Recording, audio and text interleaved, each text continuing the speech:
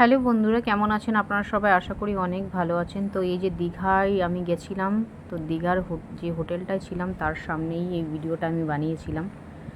তারপর রাস্তায় কিছুটা ভিডিও করলাম, উপরের সব ছোট ছোট বড় বড় হোটেলগুলো সব তুললাম। তো রাত্রে ছিল খাবারের মধ্যে ফ্রায়েড রাইস আর চিলি চিকেন। অসাধারণ খেতে ছিল রাইসটা। আর আমরা একসাথেই রাত্রে সব বসে ডিনার করেছিলাম। তা দেখুন, আপনারা যদি চান তো এই ধরনের ফ্রায়েড রাইস বাড়িতেও তৈরি করে খেতে পারেন। আর তারপর ট্রাই করলাম ভোলা মাছ ফ্রাই। তো ভোলা মাছ ফ্রাইটা করলাম কাসুন্দি আর লেবু দিয়ে, এটাও অসাধারণ খেতে ছিল। সবাই মিলে ওটা খেলাম। খাওয়ার পর আবার পাস্তা ছিল, সেই পাস্তারও অ্যারেঞ্জমেন্ট ছিল। তারপর একটু পাস্তাও ট্রাই করলাম আমরা। তারপর লাস্ট ছিল হচ্ছে ঘুগনি, তারপর ঘুগনিটা একটু ট্রাই করলাম। তো এই ভিডিওগুলো আপনাদের সঙ্গে শেয়ার করলাম। ভিডিওটা কেমন লাগলো নিশ্চয়ই জানাবেন।